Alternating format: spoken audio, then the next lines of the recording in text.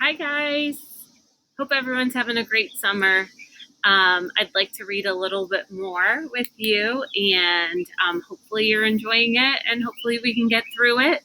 I'm going to try and do a few this week, so just keep checking your email or that link that sent you to Mrs. Miles' YouTube channel should also get you to it as well. So let's see here. Lots of sounds out here. I'm outside on my porch, and you probably hear the cicadas and also the air conditioners going because it's pretty hot today. So let's see. When we left off, Rainey had forgotten to put the note underneath the rock. He accidentally put the map, so we had to go and switch it around, but he was a little bit careless, and a little tiny piece of the white paper was hanging out of the rock from underneath it. So that's where we left off. When supper time came and the cafeteria roiled once again with rowdy students, the members of the Mysterious Benedict Society suddenly developed an apparent dislike for anything salty or sweet. They loaded up their trays as usual to avoid suspicion, but carefully avoided touching their forks to anything but green vegetables. "You couldn't have saved even one kind of pastry, Kate?" asked Constance, screwing up her face to swallow a Brussels sprout. She barely managed it, gulping it down with plain water rather than her usual orange-flavored soda. "These might as well be poisoned." "Better safe than sorry," Kate said through a mouthful of lima beans. "Anyway, I don't have time to pick and choose, you know." All around the cafeteria, children were stuffing themselves with their usual favorites: greasy foods, savories, and sweet treats, and guzzling chocolate milk and soft drinks. Rainey, meanwhile, speared a dry lettuce leaf with his fork and thought, so far so good. Despite his bland supper, despite the nagging message broadcast in his head, and despite the uncertainty of his plan, he felt a stirring in his heart, a good feeling that might pass for hope. Kate had spread the powder. Rainey had delivered the note to Milligan, and neither of them had been caught. At least some parts of the plan were going as hoped. It was really a good feeling, but it didn't last long. Jilson appeared in the cafeteria, a jubilant grin on her face, and came straight over to their table. Without asking, she crowded herself into a seat between Rainey and Kate, her wide shoulders forcing them to draw their arms closer together over their trays like praying mantises, and snatched a cream puff from Kate's tray and said, "Hi there, squirts." Kate frowned, but only out of principle. Privately, she was delighted. So they sprinkled all this powder on all the good stuff, and Kate had a little dessert, a little cream puff sitting on her plate, and Jilson snags it off. So Kate has to kind of pretend that she's upset, but we really know she's not. "Thank you, I will," Jilson said. Kate frowned, but only out of principle. Privately, she was delighted. "Help yourself," she said coolly. "Thank you, I will," Jilson said, gulping the cream puff down. "Listen, I have good news and bad news, and I thought you kids would be particularly interested. You heard about SQ's bungling the spy business, right?" "Does ring a bell," said Rainey, who didn't like where this was going. "Well, guess what," Jilson said. "There's been a new development. SQ went back down to the culvert just now to take one last look around, and he found something." The children could only stare at her, stricken with dread. They were also confused.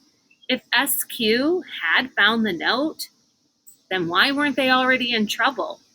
Was Jilson toying with them?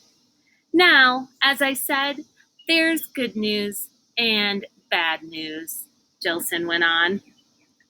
Feeling as if they had just been given very bad news indeed, Rainey had to stop himself from asking what the good news was. The bad news, Jilson said, is what SQ found. A curious piece of paper was destroyed before he could even read it. That's terrible, the children cried, trying to cover their relief. It was too plain to see all their faces, and they knew it.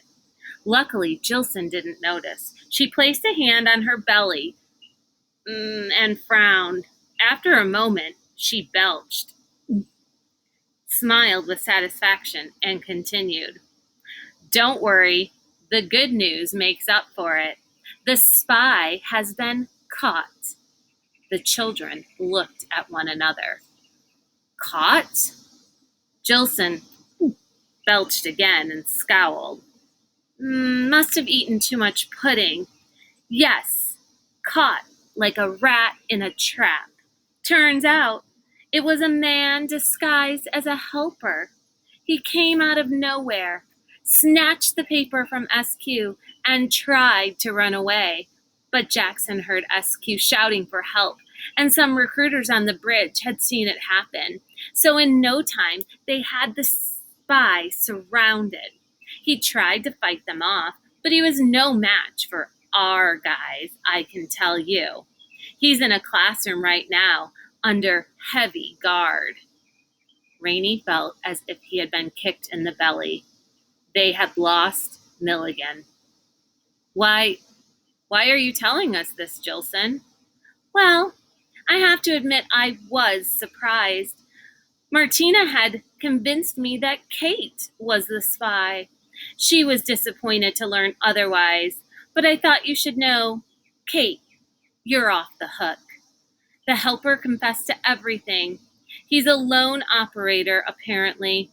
That means he works by himself. Kate looked quite sick.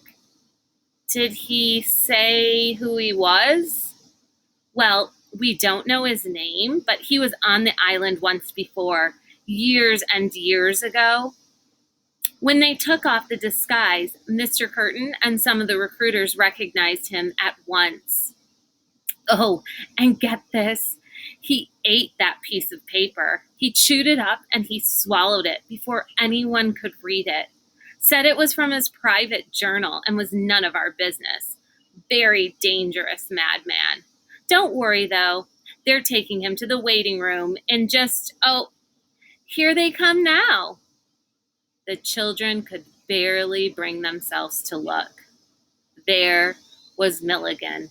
His hands and ankles were cuffed, his feet dragged along in a defeated shuffle, and his ocean blue eyes, sadder than ever, focused only on the ground before him. Though he kept his head bowed, the cuts and bruises on his face were easily seen.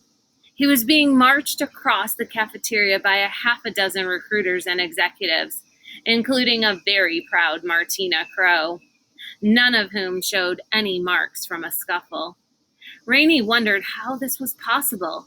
Jilson said he tried to fight, but if Milligan had really resisted, wouldn't his captors look as if they'd gotten caught by a tiger in the tail? Had he only pretended to struggle? But why? Unless suddenly Rainey understood. Because SQ had glimpsed the note, Milligan had chosen to be caught. He wanted a chance to confess, a chance to make up a story about that piece of paper. A note would have suggested someone else had written it, another spy on the island. But a page from his private journal pointed only to Milligan himself.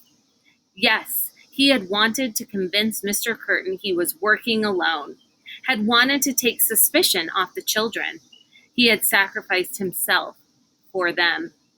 As Milligan passed through the cafeteria, the whole place erupted in applause for the executives and the recruiters. Then horrible boos and jeers for the captured spy. The miserable man was led past their table, right past the grateful and heartbroken children he had saved. But never did he look up or reveal any awareness of them. Boy, Doesn't he look glum? Jilson said. Kate started to speak, but a catch in her voice made her words incomprehensible. She was thinking exactly what her friends were thinking. Milligan had said that he would die before he let any harm come to them. Poor Milligan. He said he was going to look out for them, and he said that he would take care of them, and now he has made sure of that. So we'll have to see what happens. He's on his way to the waiting room. All right, well, I will be back hopefully tomorrow, if not tomorrow, the next day, but we're going to get through this book, and I hope that you are having a great summer.